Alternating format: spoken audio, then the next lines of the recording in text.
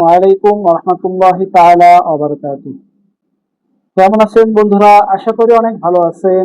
আপনাদের দোয়া, ভালোবাসা এবং আল্লাহর রহমতে আমিও অনেক ভালো আছি, আলহামদুলিল্লাহ।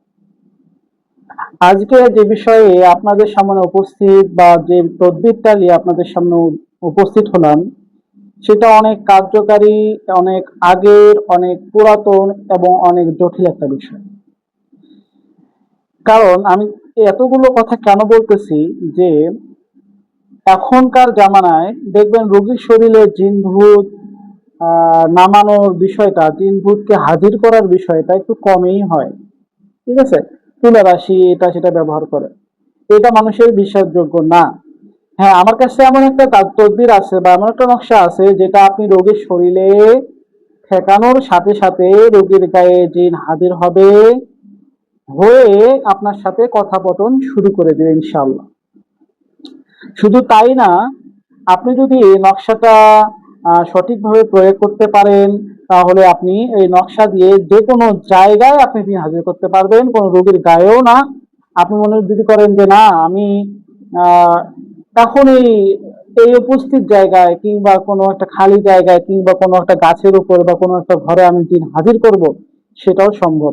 সামনে তো আসুন দেখি এবং বুঝি কিভাবে রোগীর শরীরে জিন হাজির করতে পারবেন শুধুমাত্র একটা নকশা দিয়ে, আবার যে কোনো জায়গায় জিন হাজির করতে পারবেন শুধুমাত্র একটা নকশা দিয়ে।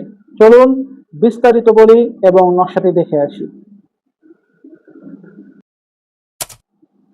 স্ক্রিনে যে নকশাটা দেখতে পাচ্ছেন বা যে নকশাটা আপনারা দেখলেন, সে নকশাটা আপনাদেরকে কি করতে হবে? মানুষের মতো যে নকশাটা আপনারা দেখলেন, সে মানুষের মতো নকশাটা আপনাকে অঙ্কন করতে হবে। অঙ্কন করতে হবে একটা সাদা কাগজে কালো কালি দিয়ে। ঠিক আছে, অঙ্কন করতে হবে একটা সাদা কাগজে কালো কালি দিয়ে। অঙ্কন করার সময় নকশাটার পেটে, ঠিক আছে, নকশাটার পেটে মানে ইবনে আব্দুল্লাহির যেখানে লেখা আছে ওখানে দেখে দেখে নকশাটা অঙ্কন করতে হবে।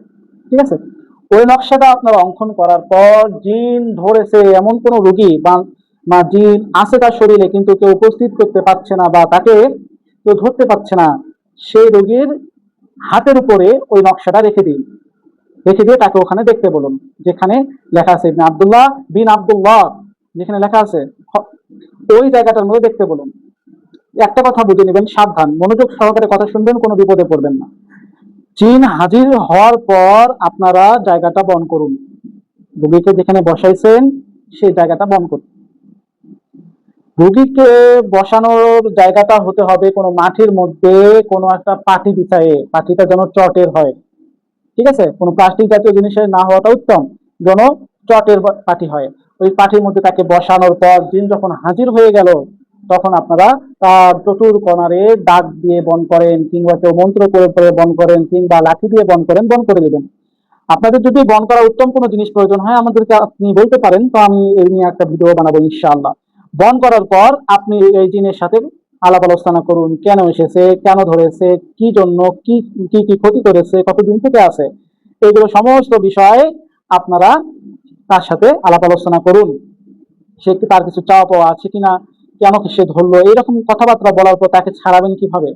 হ্যাঁ, তাকে ছাড়াবেন এভাবে, যখন সে তার কথাবার্তা গুলো সমস্ত কিছু সঠিক হয়ে গেল, তখন আপনি হয়তোবা তাকে বোতলে বন্দি করতে পারেন, আর নয়তোবা তাকে জবাই করতে পারেন, আর নয়তোবা তাকে ছেড়ে দিতে পারেন, শাস্তি দিয়ে ছেড়ে দিতে পারেন। আমার মনে হয় উত্তম হচ্ছে শাস্তি দিয়ে ছেড়ে দেওয়া, কারণ আমরা মানব জাতি কারো উপরে জুলুম করি না।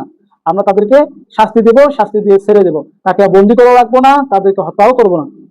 ঠিক আছে, তো আপনারা এই নকশাটা যদি সঠিকভাবে ব্যবহার করতে পারেন, এই নকশাটা যদি আপনারা সঠিকভাবে নিয়ম কানুন মেনে যদি আপনারা করতে পারেন, কিন্তু সাবধান, অনুমতি ছাড়া কাজটা করবেন না। আপনার যোগ্য যদি উস্তাদ থাকে, আপনাকে রক্ষা করতে পারে এরকম কেউ, আল্লাহ তো রক্ষা করার মালিক, কিন্তু আপনাকে দুনিয়াতে দেখতে পারে যে আপনার কোনো সমস্যা হয়েছে কিনা, ক্ষতি হবে কোন দিকে বা হয়েছে কি, এরকম উস্তাদের অনুমতি নিয়েই আপনারা কাজটা করবেন।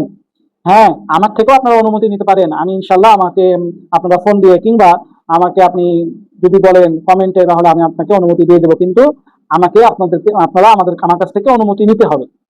আচ্ছা, যাই হোক, আপনাদের যদি ভিডিওটা ভালো লেগে থাকে, আপনারা কোন কোন বিষয়ে ভিডিও চান সেই বিষয়ের কথা আমাকে বললে আমি ইনশাআল্লাহ সেই বিষয়ে ভিডিও দেওয়ার জন্য চেষ্টা করবো। আর যে ভিডিওটা দেবো একদম পরীক্ষিত দিব, আমি যেটা দিয়ে উপকৃত হয়েছি সেই জিনিসটাই আপনাদেরকে দেওয়ার চেষ্টা করবো ইনশাআল্লাহ। তো ভালো থাকবেন, সুস্থ থাকবেন, আজকের মতো এই পর্যন্তই।